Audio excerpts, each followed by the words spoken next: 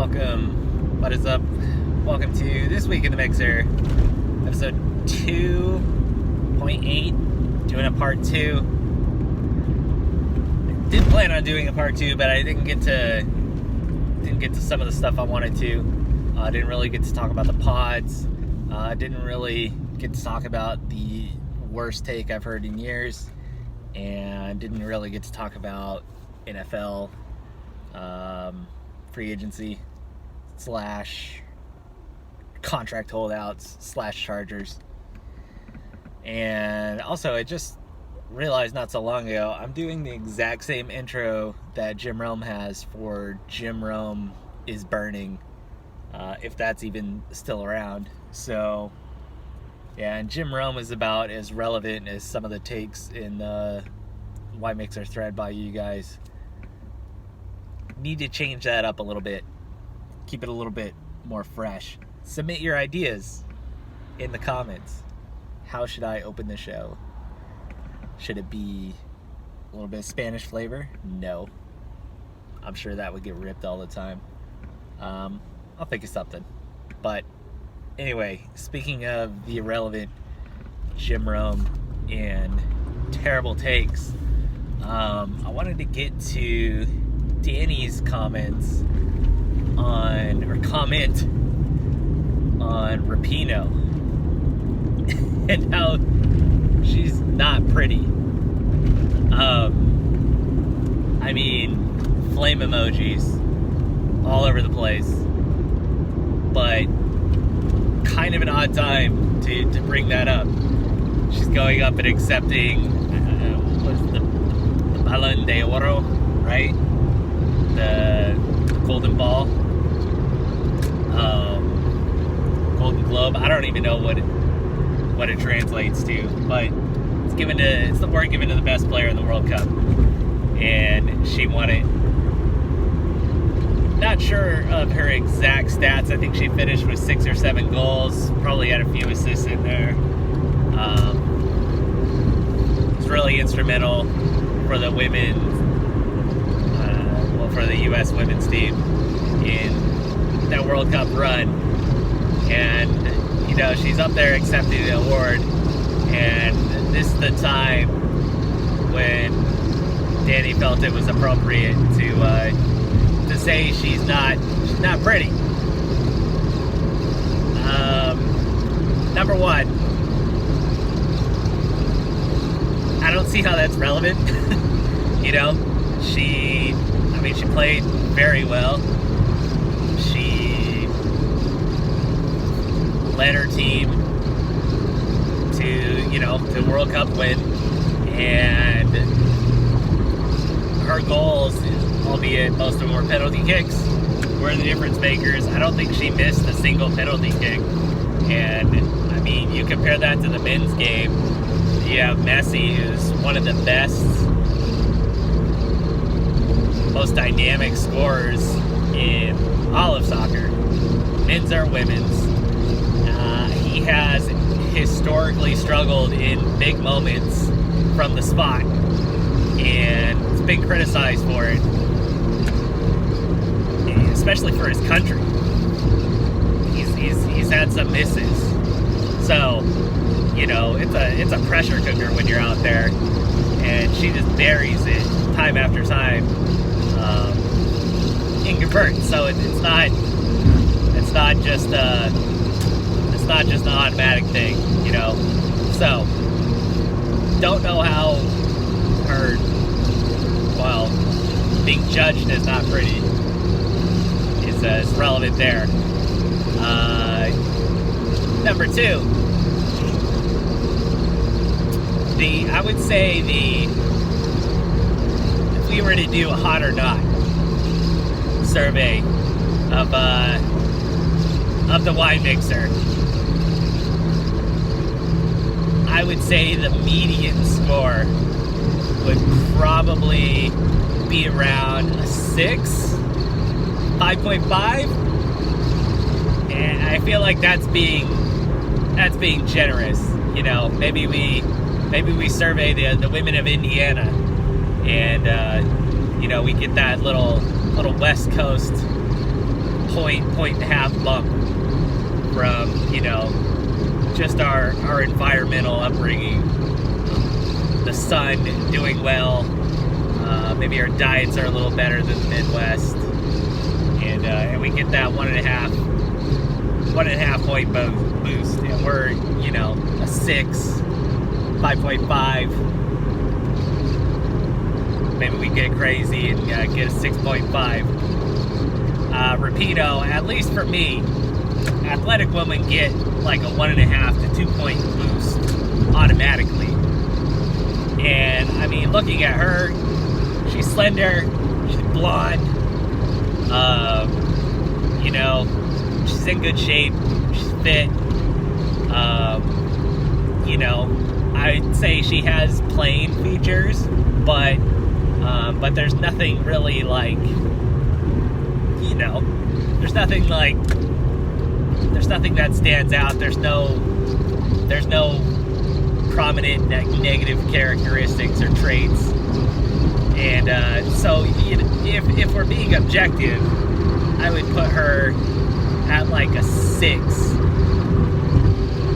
just from that. Plus, she's an athlete, has a good physique. Give her that 1 to 1.5, maybe even 2 boost, and you're talking like 7. We'll say low 7, high 6. So, what do they say about casting stones in glass houses? I don't know. I'm not religious, but yeah, kind of interesting take there, given what we're working with in the mixer, and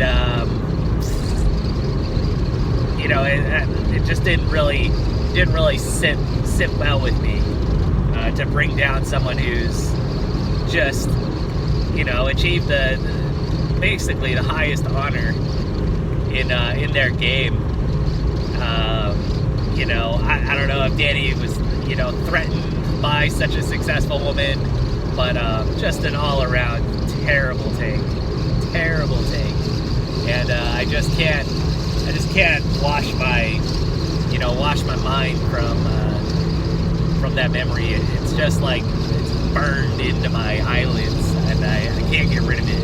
So, Rapinoe, we at FCYMixer-.wordpress.com are huge fans. The takes of others, of our followers, are not representative of our stance overall. So, apologies for the less nuanced takes. They can't all be winners. Moving on. Next thing I want to talk about is the Dres and the daily tilt. I actually should finally check the wild card standings. You know, it was interestingly enough, it seems like we're getting flooded with Danny comments lately, but he did mention that we need to win the next 2 games. Don't know about the rest of the season, but the next 2 games, we need them. Must wins. You know, what are we? Approaching the 90th game of the season. Only got 70 more, so these next 2 are really important. But it did get me to look at the standings, or the wild card standings. I'm not sure if all the games were finished, and that the standings I looked at were the most up to date. I would assume going into last night they were. I'm not sure after the games went final if it's still the way I saw them, but it said we were only a game and a half out, so that's probably where he's getting we need these 2 games. So that's encouraging. You know, we got some young talent. I'm not sure if they'll be peaking later in the season or if they'll be kind of wearing out. I'm not sure if, you know, I heard Hosmer made a comment that the Padres should be buyers at the trade deadline and not sellers since they're in it. And I mean, I guess I get that mentality because there's so few teams that make it to the MLB playoffs, and anything can happen. I mean, if you're a wild card team, you may have to win the play-in game, and then you win 2 series, or basically 1 series, and you're playing in the NLCS for a trip to the World Series. And I mean, Padres can win a 7-game series against anybody. Whether that's likely or not, that's another story. So, maybe they had an arm or two, and they make a run. They would have to sacrifice their young talent. You can't have the best of both worlds. This isn't MLB The Show where you can adjust the settings to benefit whatever type of reality you're trying to create that doesn't exist, and that is probably unhealthy to try to have that perspective in life. So, I mean, you'd be sacrificing future potential with for now, and I don't know if that's the smartest move.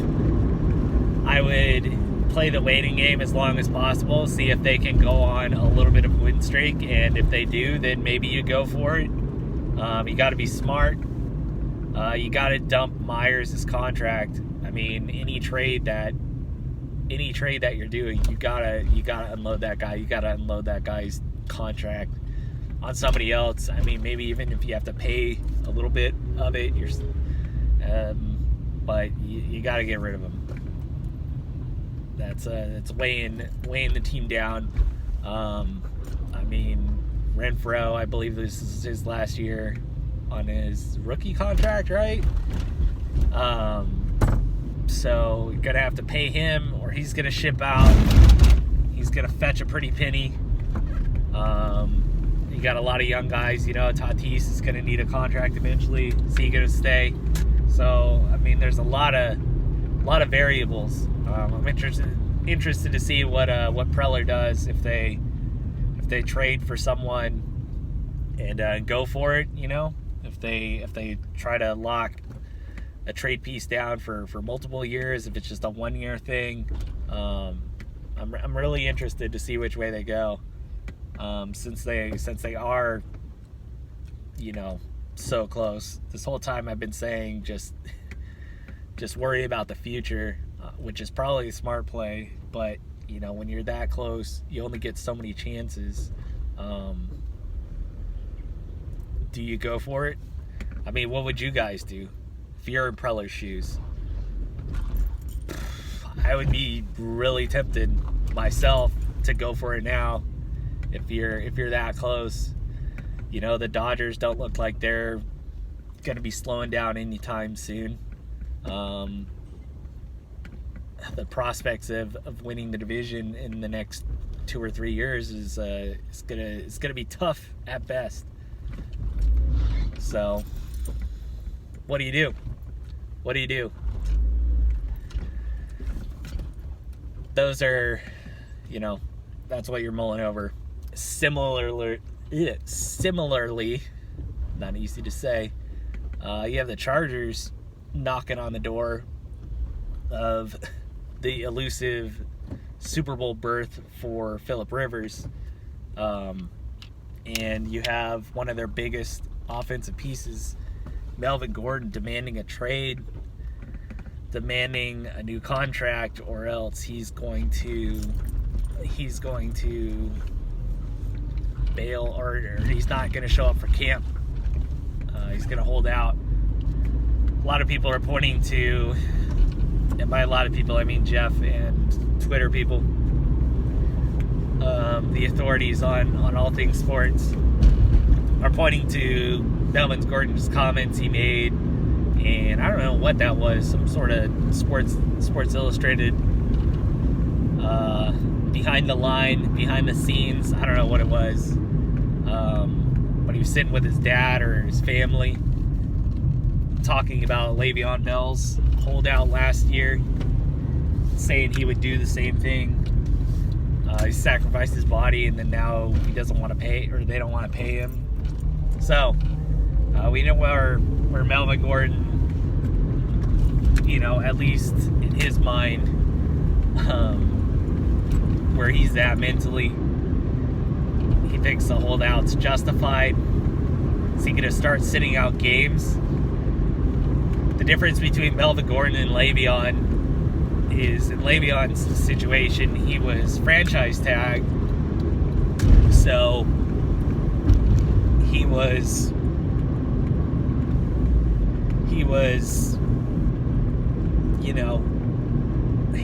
I guess he wasn't under contract. He didn't sign the franchise tag, so he just wasn't getting paid. Whereas with Melvin Gordon, he's under contract. So if he doesn't show up and fulfill his end of the contract, I guess he faces some fines. So it's kind of like a cost benefit thing that Melly and his agent will have to evaluate. I don't see Melvin Gordon sitting out the whole season. He may sit out a few games. I was listening to a podcast where they were going over, the different people in their history who have said they were going to hold out and not play games. Most of them show up before first game of the season. There were a few instances where players missed like 2 to 4 games before showing up or getting a new contract. The Chargers are notoriously terrible in their handling of situations like this. The Joey Bosa issue comes to mind most recently. They didn't pay Rodney Harrison. They traded away Seau, or they let Seau walk. Somehow they kept. They let LT walk as well. There was issues with Gates, I believe, at one point. Back in the what was that guy's name? Smith, the Lord of No Rings. I can't think of the Chargers' old general manager, AJ Smith. Where Gates, I think it was the same thing. He held out for a little while, and then he got under contract, and then AJ Smith and the Chargers suspended him for like 2 games, a self-imposed suspension because of what he did. And I think we lost some of those games, and it really screwed us for our seeding that year. If I'm remembering correctly, I think it was like an 11-5 year. But yeah. So how's this thing gonna play out? I think the Chargers actually do somewhat want to offer Melvin Gordon at least what in their mind is a competitive contract. I would assume it's somewhere around 4 years, maybe $8 million or $10 million a year. I think Le'Veon ended up with like what comes out to $13 million a year. I'm not sure how long his contract is, but and I assume their agent is wanting more. They're gonna want him to be paid as much as Lev Bell. Melvin Gordon's younger, so and although not as productive as Le'Veon, their agent's probably arguing that his best years are ahead of him. He's reaching just outreaching and maturing into his prime. So I don't think the Chargers will go that high. They'll probably want him to take some sort of SoCal discount. As much as we hate to say it, LA's a big market. Although the Chargers are probably the third, fourth, fifth most marketable football team in LA. It's still a big pie, so even a small piece of it, could be a big chunk of extra change for Melvin. So does he take the discount, signing a contract where he's making, we'll say anywhere between $3 to $5 million less than he could make elsewhere, in the hopes of making more on endorsements, sponsorships, or does he go somewhere like, I don't know, Miami, Cleveland, Pittsburgh's looking for a back. Who knows where he could go? But New England. I don't know. I don't know how I see it playing out. I don't know what Melvin would want to do. He seemed to be pretty damn happy when he first came to San Diego. Is he that happy in LA? Who knows? But it'll be interesting to see. I feel like, the Chargers have all the leverage. The running back or the importance of having an elite running back in the NFL has been dwindling. You could get a guy in the third or fourth round and be productive enough because everything's just so pass heavy. Melvin Gordon is surprisingly well in the passing game, or does surprisingly well in the passing game. He doesn't have the typical profile of a pass catching back, but yeah, he can do some damage there. So his style of play is working in the modern game. I don't know. As a Chargers fan, lifelong, we won't talk about that 3-month period where I was experimenting, we'll say, that year at college abroad. But I would like them to keep him if they could, make a run. Rivers only has a few years left. It'd be a good foundation for the offense to have Melvin Gordon in there for whatever young quarterback eventually does start. You'll be saving some money once Phillip retires, so you can afford a kind of a luxury piece there. But at the same time, if he goes. We can find production elsewhere. So that's all I got. I'm back. That's part 2. What does the next week have for us? We will see. Probably a lot of Padres talks. This is the doldrums of sports in the summer. Soccer's over with. NFL preseason hasn't started. You got mini caps coming, Hard Knocks coming, Last Chance U coming, college football on the horizon. But right now it's just a lot of baseball. So hopefully the pods will be relevant, or continue to be relevant, and not go on a 5 to 8 game losing streak. I said it. All right, guys.